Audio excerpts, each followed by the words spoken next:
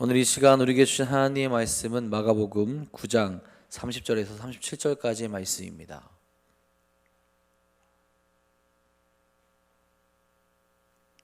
마가복음 9장 30절에서 37절까지의 말씀입니다. 오늘 우리에게 주신 하나님의 말씀 다 같이 한 목소리로 받들어 읽도록 하겠습니다. 그곳을 떠나 갈릴리 가운데로 지날새 예수께서 아무에게도 알리고자 아니하시니 이는 제자들을 가르치시며 또 인자가 사람들의 손에 넘겨져 죽임을 당하고 죽은 지 3일 만에 살아나리라는 것을 말씀하셨기 때문이더라. 그러나 제자들은 이 말씀을 깨닫지 못하고 묻기도 두려워하더라.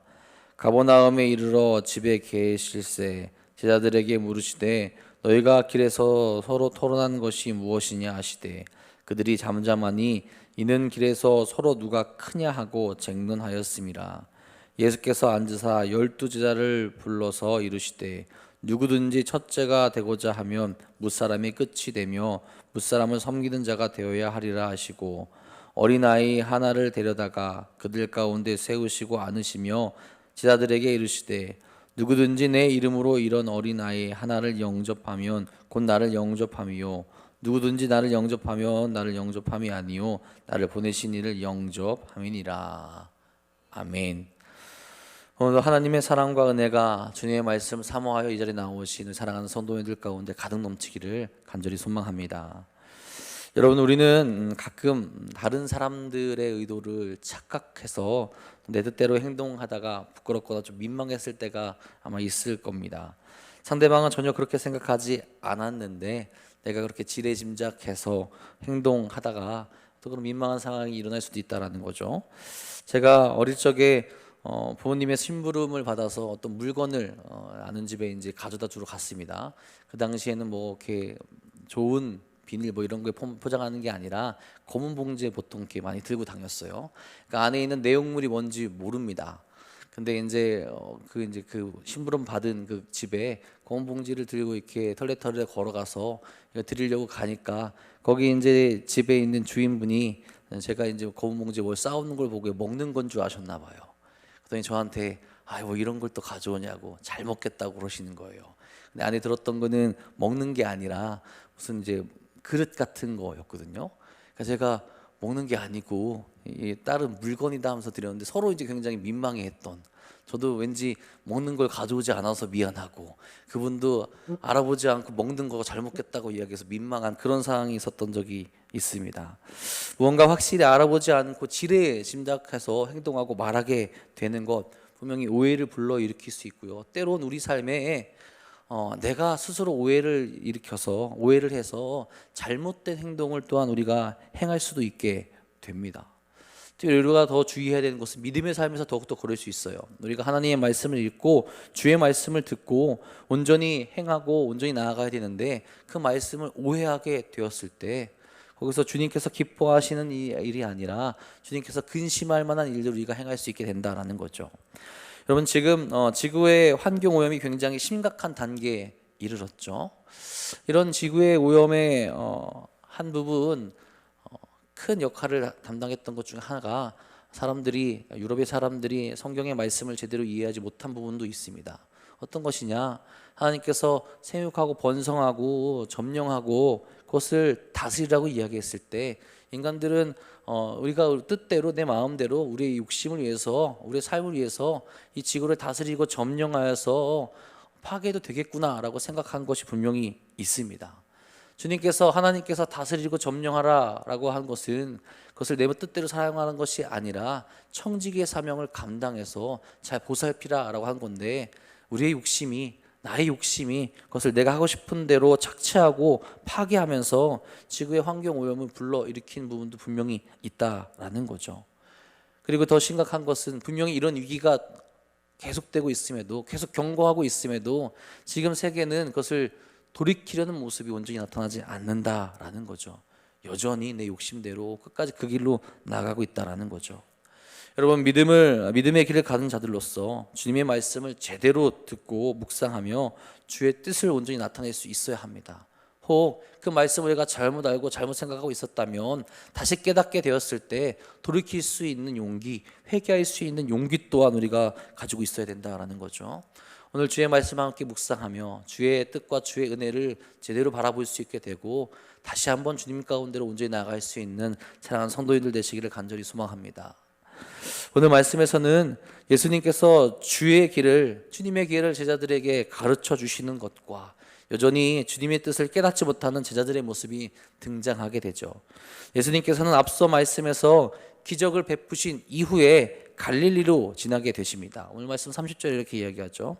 그곳을 떠나 갈릴리 가운데로 지날새 예수께서 아무에게도 알리고자 아니하시니, 이제 예수님이 가시는 곳, 그 마지막 종착지가 등장하게 됩니다. 예루살렘이죠.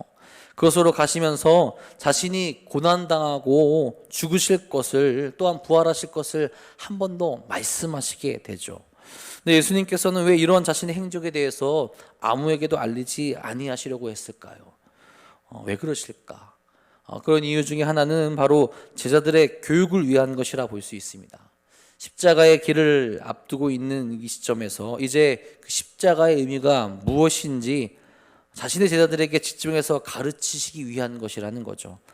그래서 무리들과 함께 하지 않으시고 이후 주님의 말씀을 전하고 선포하게 될 이들에게 더욱더 집중하여서 내가 가야 할 길을 미리 이야기하시고 이후에 그들이 이것을 기억하며 주님께서 하신 말씀이 이것이었구나 깨닫게 하시기 위한 그 가르침을 행하기 위하는 거죠.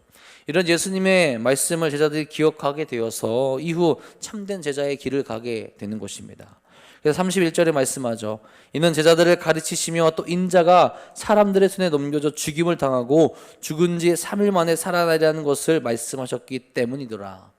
제자들에게 정확하게 예수님의 사역을 알려주십니다. 인자, 즉 예수님이 사람들의 손에 넘겨지며 죽으시고 다시 살아나시게 된다라는 거예요. 그런데 죽음으로 끝나는 것이 아니죠. 죽음으로 끝나는 것이 아니라 그 사역 가운데 승리가 있다라는 겁니다. 주의 길 가운데는 그 승리의 길을 우리에게 보여주신다라는 것을 이 제자들에게 가르쳐주고 계시다라는 거예요.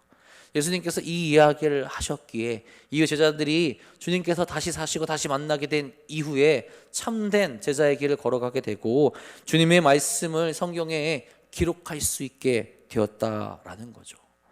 이런 주님의 가르침이 반복적으로 있었기에 제자들의 모습이 이후에 주님의 말씀을 기억하며 더 끈끈하고 더 강력한 신앙의 길로 나아갈 수 있게 된다라는 거죠.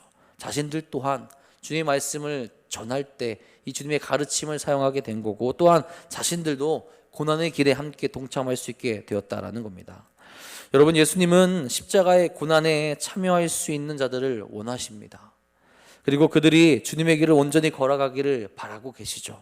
세상에 많은 사람들, 주님이 오셨을 때도 그렇고 지금도 그렇고 많은 사람들은 주님께 무언가를 얻기만을 원합니다. 주님이 오신 이유를 정확하게 생각하지 아니하고 주님께서 그 길을 가신 이유를 정확하게 생각하지 아니하고 내가 무언가를 받기만을 원한다라는 거예요.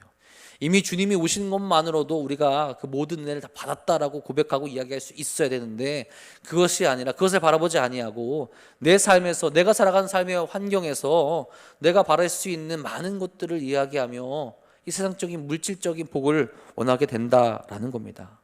그러나 정작 주님을 위해서 의의 고난을 당하고 주님의 교회를 위해서 박해를 받으며 헌신하려는 모습이 나타나지 않는다라는 거예요.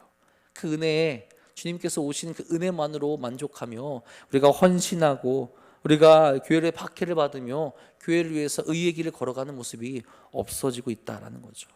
여러분, 우리는 주님의 영광뿐 아니라 때론 주님이 보여주신 고난까지도 내 것으로 만들며 함께 동행하는 신앙이 필요하다라는 거죠. 주님께서는 그것을 지금 제자들에게 가르쳐주고 계신 겁니다. 내가 가야 할 길, 고난의 길이고 어려움의 길이지만 승리의 길이 분명히 너에게 놓여 있다라는 것, 그것을 그들에게 집중하며 가르쳐주고 있는 거죠. 로마서 8장 17절에 이렇게 말씀합니다. 자녀이면 또한 상속자 곧 하나님의 상속자요 그리스도와 함께한 상속자니 우리가 그와 함께 영광을 받기 위하여 고난도 함께 받아야 할 것이니라. 주님이 보여주신 그 십자가의 사랑과 고난 또 부활이 우리 기독교 신앙의 근간이 됩니다. 이것을 이해하지 못하고 믿지 못한다면 온전한 신앙인이라고 말하기 어려울 거예요. 여전히 제자들은 주님의 그 말씀, 주님의 뜻을 깨닫지 못하기에 주님은 이후의 일까지 대비하시며 오늘 그 집중적으로 제자들에게 이 말씀을 가르쳐주고 계신 겁니다. 이후에라도 깨닫고 주의 길을 온전히 걸어가게 만들기 위해서. 지금은 깨닫지 못하고 있을지라도 이후 부활하신 주님을 만나게 되었을 때 다시 한번 제대로 깨닫고 거룩한 길로, 은혜의 길로 나아갈 수 있도록 하기 위해서 그 길로 인도해 주신다라는 거죠. 하지만 여전히 지금의 제자들의 모습은 어떠합니까? 32절에 이렇게 말하죠. 그러나 제자들은 이 말씀을 깨닫지 못하고 묻기도 두려워하더라. 주님의 말씀을 깨닫지 못합니다. 깨닫지 못할 뿐더러 두려워하기까지 합니다. 주님이 가시려는 길이 어떤 길인지 안다면 두려워할 것이 아니라 감사의 눈물을 흘릴 수 있어야 될 거예요. 하지만 왜 주님이 고난을 당하셔야 하고 왜 죽으셨다 다시 사셔야 하는지 이해할 수 없는 제자들은 당혹함 가운데 놓여 있는 겁니다. 더군다나 이 두려워한다라는 것 이해하지 못하면 물어볼 수 있잖아요. 제자가 스승에게 물어보지 못할 것이 무엇이 있겠습니까? 배우는 입장인데. 그런데 베드로가 전에 예수님께서 첫 번째 죽음에 관해서 이야기하실 때 사단이라고 불리며 크게 책망을 받은 것 때문에 주님의 말씀에 자신들의 생각을 드러내며 이해할 수 없었다라는 거죠. 아마 이들이 질문하고 싶었던 이유는 베드로가 했던 것과 똑같을 거예요. 주님이 왜 죽으셔야 됩니까? 죽으면 죽으시면 안 됩니다. 주님께서는 정치적인 메시아로 우리를 살리시고 우리를 위해서 그 길을 가셔야 되는데 주님 무슨 말씀이십니까? 이렇게 묻고 싶었을 거예요. 근데 그것을 질문하지 못했다라는 거죠. 그렇게 묻고 싶은데 또 베드로처럼 사단이다라고 이야기하며 혼날까봐 그렇게 이야기하고 묻지 못했다라는 거죠. 여전히 제자들은 예수님에 대한 그리고 메시아에 대한 그 이해가 결여되어 있다라는 겁니다. 특별히 예수님을 스승으로 모시며 늘 함께했던 제자들조차도 유대인들이 말했던 세속적인 영광만을 추구하는 그릇된 정치적인 메시아상을 가지고 있었기에 그런 두려움 가운데 놓여 있었다라는 거죠. 승리하셔야 하는데, 승리의 길로 가셔야 되는데, 우리를 이 억압 가운데서 풀어주시고 천년왕국을 만들어 주셔야 되는데 자꾸 죽음에 대해서 이야기하시니 이해할 수 없었다라는 거죠. 여러분, 우리도 이런 어리석은 모습이 있지 않습니까? 오히려 지금 우리는 주님이 하신 모든 것을 성경으로 받아서 읽어나가고 있고 또 믿어가고 있습니다. 그럼에도 우리는 주님의 십자가 사랑과 은혜 그리고 부활에 대해서 오해하며 제대로 받아들이지 못하는 불신앙적인 모습으로 나아가고 있을 때가 있다라는 거죠. 부활을 사는 우리가 세상을 두려워하고 세상에 넘어지는 안타까운 모습을 가지고 있지 않은지 생각해 보아야 한다라는 거죠. 세상은 우리가 두려워할 존재가 아니라 부활의 신앙을 선포하며 변화의 자리로 초대하는 장소인 겁니다. 주님은 우리에게 그렇게 살아갈 능력과 힘을 주신 것이고 성경을 통하여서 우리에게 가르치시고 성경을 통하여서 우리의 믿음에 동참하게 하시고 성경을 통하여서 우리로 담대한 길을 걸어갈 수 있게 만들어 주셨죠. 다시금 십자가의 사랑과 부활의 신앙을 회복하며 걸어갈 수 있도록 우리에게 늘 말씀하시며 우리에게 늘 능력을 보여주고 계시다라는 겁니다. 그렇다면 그런 주의 뜻을 우리가 온전히 깨달아서 주님과 함께 동행하며 걸어갈 수 있어야 된다라는 거죠. 오늘도 참된 신앙의 길, 말씀을 깨달으며 거룩하게 나아갈 수 있기를 간절히 소망합니다. 계속해서 오늘 말씀에서 보게 되는 것은 제자들의 논쟁이죠. 주님께서 가르쳐 주신 그 말씀, 주님께서 이야기하신 그 말씀, 그것을 그들이 제대로 깨달았다면 오늘 이 말씀에서 보여지는 논쟁을 그들이 하지 않게 되었을 겁니다. 그들의 잘못된 이해가 그들 사이에서 논쟁과 분쟁을 불러일으키게 됩니다. 33절 34절에 이렇게 이야기하죠. 가버나움에 이르러 집에 계실새 제자들에게 물으시되 너희가 길에서 서로 토론한 것이 무엇이냐 하시되 그들이 잠잠하니 이는 길에서 서로 누가 크냐 하고 쟁론하였음이라. 예수님은 자신의 죽음과 부활에 대해서 이야기하며 그들을 가르치셨는데 제자들은 과연 우리 중에 누가 큰 사람인가에 대해서 이야기를 나누고 있었던 겁니다. 이런 주제로 이야기되는 것은 아직도 예수님께서 낮아지셔서 이 땅에 오신 이유를 제대로 알지 못하는 거죠. 예수님은 하나님의 아들이세요. 메시아이십니다. 그런데 자기 자신을 낮추셔서 이 땅 가운데 오셨어요. 이 예수님의 낮아지심, 이 예수님께서 오셔서 육신을 입으신 이유가 무엇인지를 제대로 깨닫지 못하기에 그 낮아짐을 배우지 못하고 그 낮아짐의 끝 가운데로 그들이 나아가지 못한다라는 거죠. 예수님을 그들의 왕으로 로마를 물리치고 당당히 서실 메시아로 오해하고 있기에 메시아의 왕국에서 과연 우리가 누가 더 높은 자리에 앉을 수 있느냐 서로 논쟁하며 분란이 일으키게 되었다라는 거죠. 더 높은 자리를 차지하고 싶은 그들의 출세에 대한 욕구로부터 이런 논쟁이 일어나게 되었다라는 겁니다. 그래서 그들은 서로 내가 더 크다며 논쟁을 계속했다라는 거죠. 이러한 논쟁은 주와 함께 최후의 만찬을 먹은 이후에도 계속될 정도로 제자들은 참된 제자가 무엇인지, 참된 그 제자도의 길이 무엇인지 주님이 죽기 전날까지도 깨닫지 못했다라는 겁니다. 여러분, 이런 제자의 모습을 보면서 우리도 조심해야 됩니다. 사람은 누구나 다른 이들보다 높아지려는 욕망을 마음 한편에 가지고 있다라는 거죠. 이러한 욕망을 가지고 있는 한, 그리고 내려놓지 못하는 한, 우리는 하나님의 아들이신 예수님이 낮아지셔서 이 땅에 오신 것을 온전히 이해할 수 없게 된다라는 거죠. 우리 안에 높아짐을 내려놓고 낮아지신 그리스도를 바라보며 본받게 될 때, 그때 참된 성도의 길을 갈 수 있게 됩니다.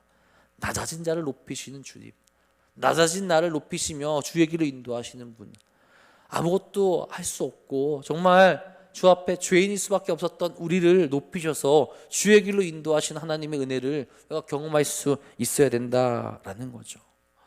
이 예수님께서는 다시 하나님 나라에 대해서 이야기해 주시죠. 하나님 나라가 어떤 나라인지, 장차 너희들이 살아갈 나라에서 너희가 어떻게 행동하며 어떤 모습을 가지고 있어야 하나님께서 기뻐하시며 그 왕국으로 이끌어 주시는지를 가르쳐 주십니다. 35절에 말씀하시죠.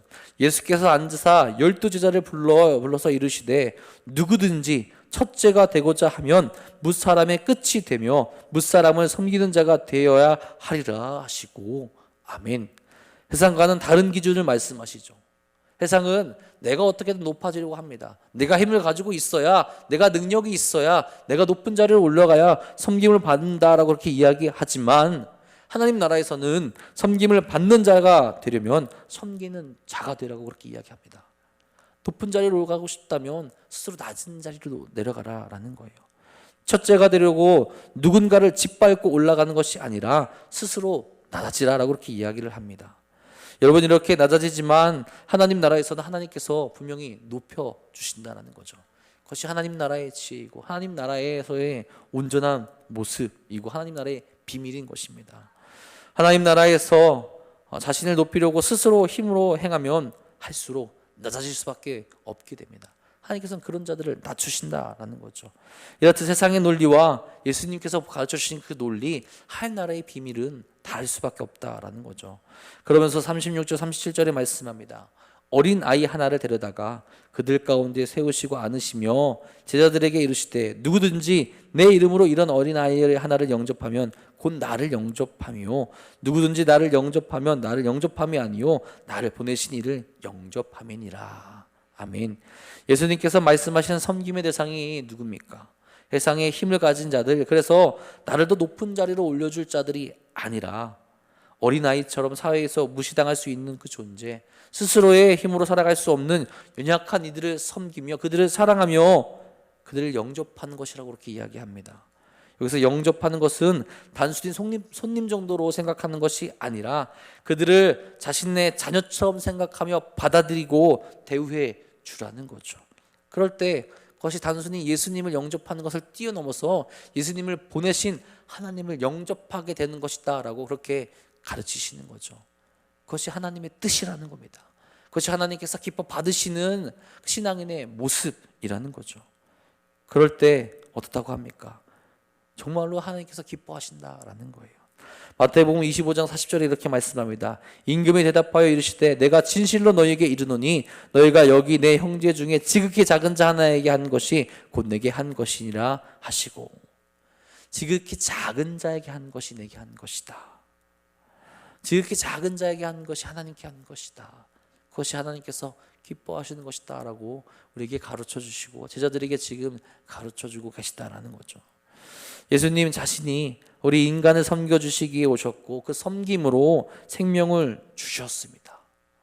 그것을 우리에게 지금 가르쳐주고 계신 거예요. 주님의 제자라면 이런 주님처럼 섬김의 사람, 낮은 자의 모습을 가지며 그 거룩한 길로 나아갈 수 있어야 된다라는 거죠.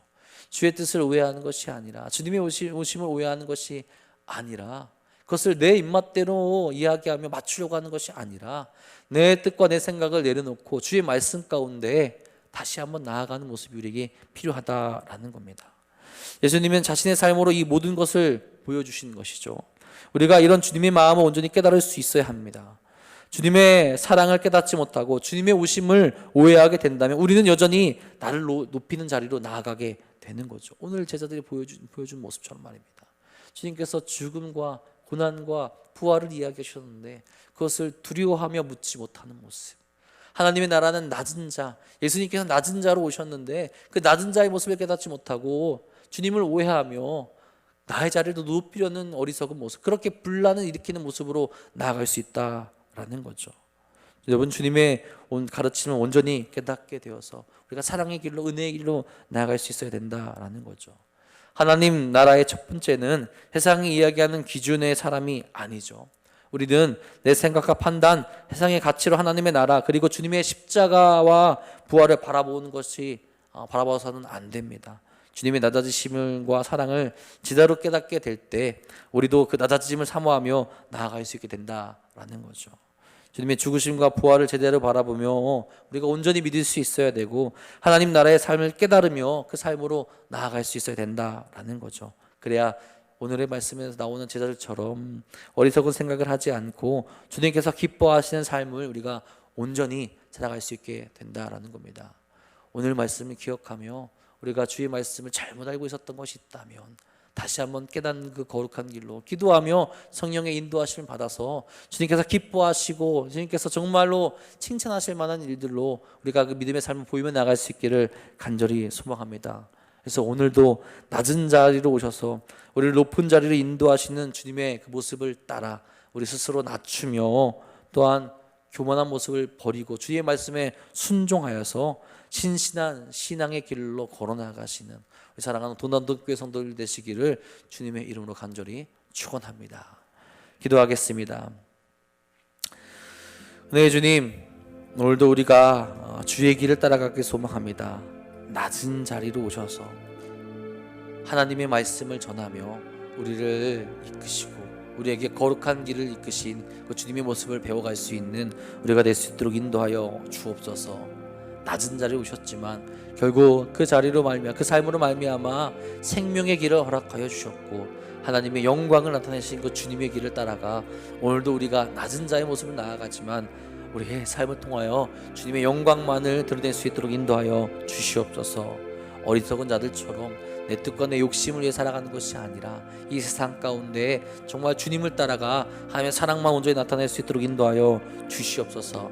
주님, 그 삶을 살아가게 될 때 세상은 우리를 어리석다 이야기합니다. 그 길이 아니라 이야기하지만 주님, 우리가 끝까지 주의 말씀을 붙잡아 정말 하나님께서 기뻐하시는 길로 나갈 수 있도록 인도하여 주시옵소서. 오늘도 그 기쁨의 길을 가기 소망합니다. 오늘도 그 은혜의 길로 나아갈 수 있기를 간절히 소망합니다.